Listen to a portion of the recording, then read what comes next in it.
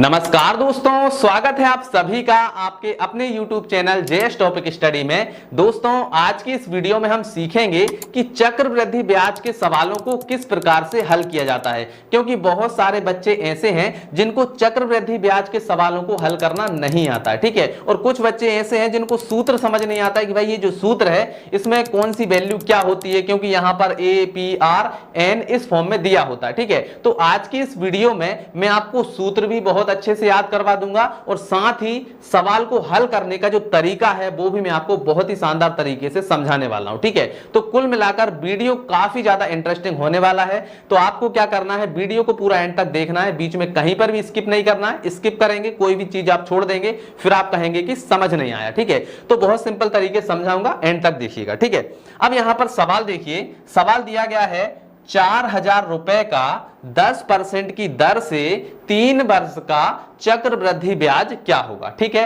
तो सवाल तो देखिए हमें बस यहां पर साधारण ब्याज की तरह ही दिया गया है, बस यहां पर यूज किया गया है चक्रवृद्धि। ठीक है, तो यहां पर सबसे पहले समझिए ये जो राशि है ये क्या होती है, मूलधन। ठीक है, जो राशि हम उधार लेते हैं वो होती है मूलधन। जो परसेंटेज के रूप में दिया जाता है ये होती है दर। ठीक है, और जो वर्ष में दिया गया है ये क्या है, हमारा समय है। ठीक है, अब ये तो बात हमें समझ आ गई कि भाई ये मूलधन है, ये दर है और ये समय है। ठीक है, लेकिन सूत्र हमें क्या बोलता है कि भाई यहां पर ए रखो, पी रखो, आर रखो और एन रखो, तो ये हमें समझ नहीं आता। ठीक है, तो इसको समझ लेते हैं। ए का मतलब होता है मिश्र धन। ठीक है, ए मतलब होता है क्या, मिश्र धन। ठीक है, तो यहां पर हम लिख देते हैं मिश्र धन। ठीक है, पी मतलब होता है हमारा प्रिंसिपल यानी कि मूलधन। ठीक है, पी मतलब होता है मूलधन। इसके बाद में आर, आर मतलब होता है हमारा क्या, दर। ठीक है, इसके बाद में एन जो होता है, एन मतलब होता है हमारा समय, मतलब कि नंबर ऑफ ईयर, मतलब कि समय। ठीक है, बस इतनी ही चीज यहां पर होती है। ठीक है, तो ये जो फार्मूला है ये क्या है, ए बराबर पी, इसके बाद में कोष्टक में है 1 प्लस आर बटे 100 और इसकी पावर लगी हुई है एन। ठीक है, बहुत आसान सा फार्मूला है, लेकिन यहां पर हम क्या निकालेंगे, मिश्र धन। ठीक है, अब मिश्र धन हम पहले निकाल लेंगे और सीआई, जो सीआई है ये होता है चक्रवृद्धि ब्याज। ठीक है, तो सीआई कैसे निकलेगा, मिश्र धन में से मूलधन को निकाल देंगे तो चक्रवृद्धि ब्याज निकल आएगा। ठीक है, चलिए अब हल करते हैं। ठीक है, तो यहां पर जो फार्मूला है उसको लिख लेते हैं। तो क्या है देखो, ए बराबर पी, ठीक है, 1 प्लस आर बटे 100 और इसकी पावर है एन। ठीक है, तो मैंने अब सभी आपको बता दिया है कि P क्या है, A क्या है, R क्या है, N क्या है, बस हमें यहां पर वैल्यूज को रखना है। ठीक है, चलिए P मतलब प्रिंसिपल यानी कि मूलधन कितना है 4,000, तो ये हमने रख दिया यहां पर कितना, 4,000। ठीक है, अब इसके बाद में 1 है तो 1 लिखो, प्लस R कितना है, R यानी कि दर, तो दर कितनी है हमारी 10%, तो यहां पर हम लिखेंगे 10 और बटे में कितना है 100, तो ये हमने लिख दिया 100। ठीक है, और इसके ऊपर घात लगी हुई है काय की, एन, एन मतलब कि हमारा समय है, समय कितना है हमारा भाई 3 वर्ष। ठीक है, तो यहां पर हम लिख देंगे 3। ठीक है, समझ में आया यहां तक।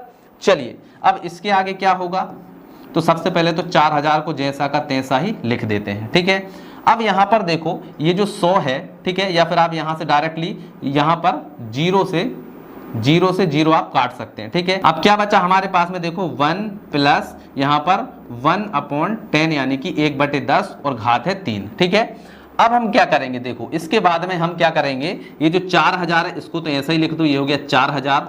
अब देखो 10 का गुणा यहां पर करो, 10 एकम 10 और 1 कितना हो जाएगा, 10 एकम 10 और 1 को जोड़ देंगे कितना हो जाएगा 11, तो ये हो गया हमारा 11/10। ठीक है, और इसके ऊपर घात लगी हुई है 3। ठीक है, समझ में आया। चलिए अब इसको थोड़ा सा ऊपर सरका लेते हैं ताकि हमें जगह मिल जाए हल करने की। ठीक, चलिए अब क्या होगा, ये तो है 4,000, इसको ऐसा ही रहने देते हैं। ठीक है, अब यहां पर देखो इसके ऊपर घात कितनी लगी हुई है 3, तो हम इसको लिख सकते हैं भाई 11/10 गुणा 11/10 गुणा 11/10, 3 घात लगी हुई थी तो हमने 3 बार इसको लिख दिया। ठीक है, चलिए अब क्या करेंगे, अब देखो यहां पर क्या है, देखो ये नीचे है ना सभी, तो यहां पर 3 जीरो है तो एक जीरो से एक जीरो, दूसरी जीरो से दूसरी जीरो, तीसरी जीरो से तीसरी जीरो। ठीक है, तो तीनों जीरो कट चुकी है। अब यहां पर क्या बचा हमारा 4 बचा। ठीक है, तो ये हमने लिख दिया 4 गुणा, यहां पर ऊपर वाली संख्याएं बची हैं क्या, 11 गुणा 11 गुणा 11। ठीक है, और नीचे बचा है 1 तो 1 का कोई मतलब है नहीं। ठीक है, अब सभी का गुणा कर लो, तो चलिए करते हैं, तो क्या आ जाएगा देखो 4 का सबसे पहले इसके साथ करेंगे, 4 एकम 4, 4 एकम 4, 44 आ गया, ठीक है। फिर इसके बाद 11 गुणा 11, ठीक है। अब 11 का इस 44 के साथ कर देते हैं तो कितना हो जाएगा, देखो 11 चौके 44 की 4 हासिल आ जाएगा 4, फिर 11 चौके 44 और 4 कितने हो जाएंगे, 44 और 4 48, ठीक है। तो ये हो गया हमारा 48, इन दोनों को हो गया। अब एक और 11 बचा है, इसका भी कर देते हैं, ठीक है। तो इसका करेंगे क्या हो जाएगा, देखो यहां पर हम लिखते हैं 11 चौके 44 की 4, ठीक, हासिल आ जाएगी 4, फिर 11 8 है 88, 88 और 4 कितने हो जाएंगे, 89, 90, 91, 92, ठीक है। तो 92 की आ जाएगी हमारी कितनी, 2, और हासिल आ जाएगा 9, ठीक है। फिर 11 चौके 44, 44 और 9 कितने हो जाएंगे, 45, 46, 47, 48, 49, 50, 51, 52, 53, ठीक है। तो ये हो जाएगा हमारा 53, ठीक है। तो हमारा आंसर कितना आ गया, 5324। लेकिन ये अभी हमारा आंसर नहीं आया, ये क्या आया है, हमारा ए बराबर आया, ठीक है। ए बराबर आया है 5324। लेकिन हमें क्या चाहिए, हमें तो CI निकालना है। तो CI का फार्मूला क्या है, A माइनस P, ठीक है। तो A हमारे पास में आ गया, तो ये हमने लिख दिया भाई, A कितना आ गया 5324, ठीक है। अब इसमें से P को घटा दो, तो P हमारा कितना था 4000, तो इसमें से 4000 को माइनस कर दो, ठीक है। तो 4000 को माइनस कर देंगे, देखो ये हो गया हमारा 4, ये हो गया हमारा 2, ये हो गया हमारा 3, और 5 में से 4 गए तो 1 बचा। मतलब कि हमारा जो CI यानी कि चक्रवृद्धि ब्याज आया है वो कितना है, 1324 है, और यही क्या हो जाएगा, हमारा आंसर निकल करके आ जाएगा, ठीक है। चलिए CI का यानी चक्रवृद्धि ब्याज का एक सवाल और करते हैं, ठीक है। अब यहां पर हमारा सवाल है 6000 रुपए का 15% की दर से 2 वर्ष का चक्रवृद्धि ब्याज क्या होगा, ठीक है। तो बहुत आसानी से समझेंगे। तो सबसे पहले फार्मूला लिख देते हैं, क्या है, A बराबर P 1 प्लस R बटे 100 और इसकी पावर n, ठीक है। और हमारा CI कैसे निकलेगा, तो CI निकलेगा A माइनस P से, ठीक है। चलिए अब हमारा देखो ये है मूलधन, मतलब कि P बराबर हमें मिल गया है 6000, ठीक है। इसके बाद में दर कितनी है 15%, मतलब R बराबर हमें मिल गया है 15, ठीक है। और n मतलब समय कितना है हमारा 2 वर्ष, तो n बराबर मिल गया है 2, ठीक है। अब हमें इसमें इस वैल्यूज को रख देना है, ठीक है। तो चलिए रखते हैं। तो यहां पर आ जाएगा हमारा A बराबर P की वैल्यू कितनी है 6000, तो ये हमने रख दिया 6000, ठीक है। इसके बाद में देखो 1 प्लस R बटे 100, तो ये हो गया 1 प्लस R कितना है हमारा 15, तो ये हो गया हमारा 15, और बटे में आ जाएगा 100, ठीक है। और पावर n मतलब कितना है 2, तो ये हमने रख दिया 2, ठीक है। समझ में आया, क्लियर। चलिए अब आगे बढ़ते हैं भाई। यहां पर हो गया हमारा 6000, ठीक है।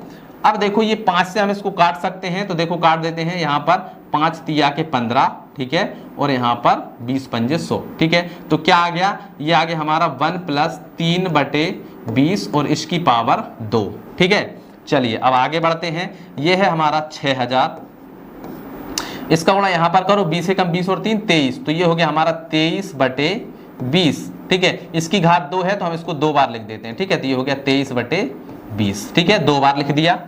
अब क्या करेंगे, तो देखो सीधा सा काम है, यहां पर 2 जीरो हैं, तो देखो पहली जीरो से पहली जीरो, दूसरी जीरो से दूसरी जीरो काट दी, ठीक है।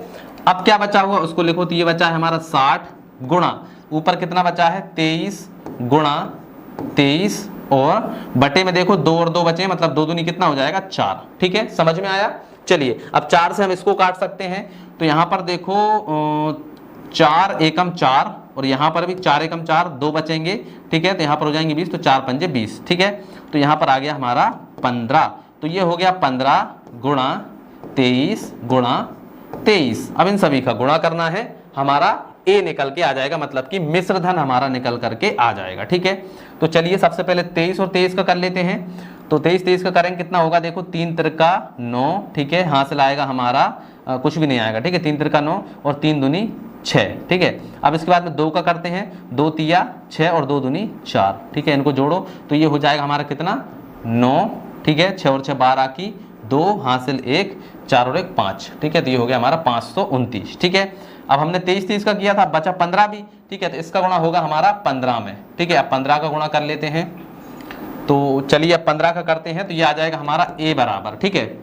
अब 15 का करेंगे, सबसे पहले 5 से करो, 5 नाम 45 की 5 हासिल 4, 5 दूनी 10 और 4 14 की 4 हासिल 1, फिर इसके बाद में 5 पंजे 25 और 1 26 हो जाएगा, ठीक है। तो यहाँ पर हम लिख देंगे 26, ठीक है।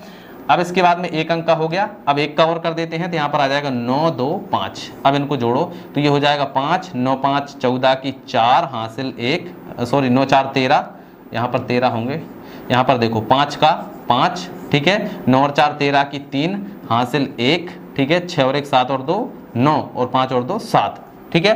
तो ये हमारा मिश्र धन आ गया है कितना 7935, ठीक है, 7935, ठीक है। अब हमें क्या निकालना है CI, तो CI का फार्मूला क्या है, CI है हमारा A माइनस P, ठीक है। तो A में से हम क्या करेंगे P को घटा देंगे, तो A हमारा कितना आया है 7935 और P हमारा कितना है 6000, तो इसमें से हम 6000 को क्या कर देंगे माइनस कर देंगे, तो यहाँ पर आ जाएगा हमारा 5, यहाँ पर आ जाएगा 3, 9 में से 0 जाएगी तो 9 ही, और 7 में से 6 जाएंगे तो 1 बचेगा। मतलब हमारा जो CI आया है वो कितना आया है 1935 आया है, ठीक है। तो इस प्रकार से हम चक्रवृद्धि ब्याज के सवालों को हल करते हैं।